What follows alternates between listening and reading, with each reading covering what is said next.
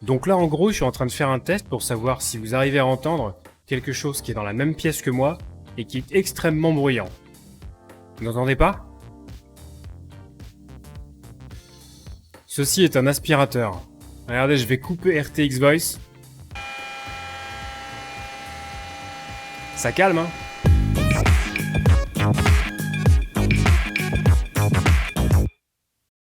Salut YouTube, c'est Tom, streamer, partenaire Twitch pour vous servir. Alors avant de partir sur des explications peut-être un peu parfois techniques sur RTX Voice, n'oubliez pas que vous pouvez laisser un petit pouce sur cette vidéo si elle vous plaît. Vous pouvez éventuellement aussi vous abonner à la chaîne, activer la cloche, tout ça, vous connaissez la musique. Mais bon, je me permets de le rappeler parce que ça ne vous coûte rien, et puis moi ça m'aide énormément. Donc, RTX Voice. Alors vous avez bien vu, ou plutôt entendu dans l'introduction, le potentiel incroyable de cette application. Et bien sachez que, cerise sur le gâteau, elle est entièrement gratuite. En plus, l'installation est hyper rapide, le résultat est immédiat, bref, c'est que du bonheur. Alors on va nuancer quand même un petit peu avant de poursuivre. Évidemment, il vous faudra une carte graphique Nvidia si vous voulez utiliser cette application.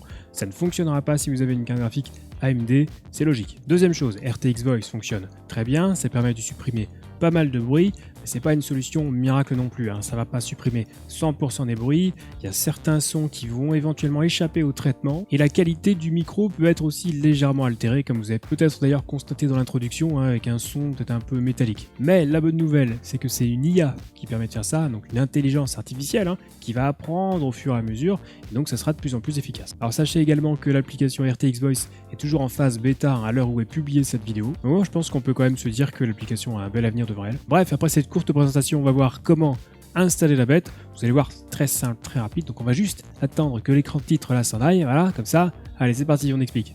Alors, dans la description de la vidéo, vous trouverez un lien vous amenant sur la page officielle de l'application RTX Voice, avec sur cette page un lien pour télécharger l'appli. Vous cliquez dessus, vous enregistrez le fichier, vous l'exécutez, vous suivez le processus d'installation qui est très rapide, et ensuite lancez l'application. Vous arriverez sur une petite fenêtre où vous pouvez régler l'entrée et la sortie audio. Input Device, c'est l'entrée, le micro, donc vous choisissez simplement votre micro. Ici, je sélectionne mon micro Bird UM1. Output Device, c'est la sortie, donc pour le coup le haut-parleur ou votre casque. Pour moi, c'est la sortie ITE Compose. Ensuite, vous cochez la case Remove Background Noise from my microphone, vous réglez l'intensité de la suppression de bruit et c'est tout.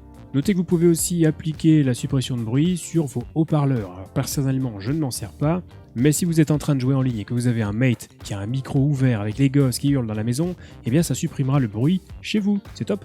Alors si vous n'avez pas de carte RTX mais que vous voulez quand même installer l'application RTX Voice, il existe quand même une méthode. Donc, normalement, quand vous lancez l'installation la première fois, vous aurez un message d'erreur. Dans ce cas, utilisez simplement l'explorateur de fichiers de Windows, vous allez dans le dossier c:/temp/nvrtxvoice/nvrfx, enfin en gros tout ce que vous voyez à l'écran, puis vous allez trouver le fichier rtxvoice.nvi. Ouvrez ce fichier avec un éditeur de texte, le bloc-notes par exemple, cherchez les 3 lignes que je suis en train de vous montrer à l'instant, et supprimez-les. Vous enregistrez les modifications, vous revenez dans le dossier précédent et relancez l'installation en double-cliquant sur le fichier setup.exe. Et là, normalement, vous devriez pouvoir lancer le processus d'installation et accéder ensuite aux réglages. Donc ça, c'était pour l'installation et la configuration de base. Maintenant, si vous voulez appliquer tout ça à votre logiciel préféré, OBS, Discord, etc., il va falloir choisir tout simplement la bonne entrée et la bonne sortie. Donc, sur OBS, par exemple, dans les paramètres audio, choisissez le micro auxiliaire NVIDIA RTX Voice. Même procédé sur Streamlabs OBS, dans les paramètres audio, choisissez là encore le micro NVIDIA RTX Voice.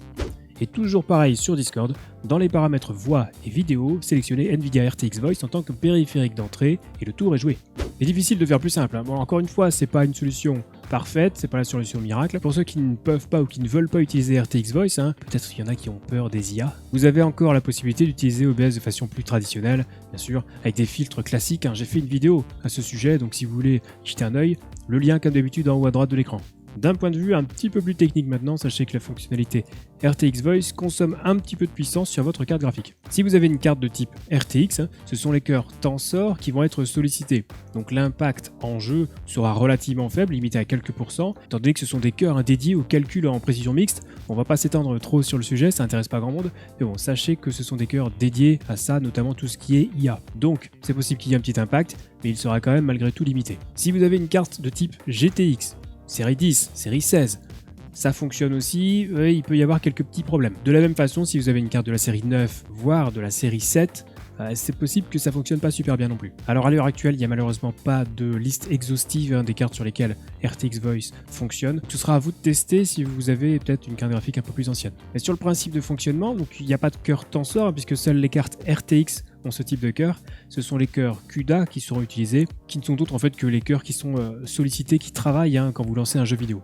Donc forcément, il peut y avoir une perte de FPS en jeu un peu plus importante que si vous aviez une carte de type RTX. Ensuite, j'ai regardé un petit peu les avis sur les forums, sur Reddit notamment, et c'est pas impossible que sur certaines cartes de la série 9, la qualité de traitement de suppression de bruit soit pas aussi bonne que sur les cartes de type RTX. Donc voilà, sachez que c'est possible d'utiliser RTX Voice avec des cartes non RTX, mais c'est pas forcément prévu pour à la base, donc attendez-vous à ce que le résultat soit pas forcément optimal. En regardant les tests, on peut noter aussi une petite augmentation de la consommation sur les cartes graphiques, en gros une trentaine de watts en plus, donc c'est pas la mer à boire, mais bon, c'est bien d'être au courant aussi. Et dernière chose, il est possible que le traitement et la suppression de bruit entraîne une petite latence vis-à-vis de votre voix. Ça dépendra évidemment de votre carte graphique et éventuellement de votre PC, mais bon, du coup, soyez pas étonnés si vous observez une petite latence sur votre micro. Et voilà, avantages, inconvénients, démonstrations, explications.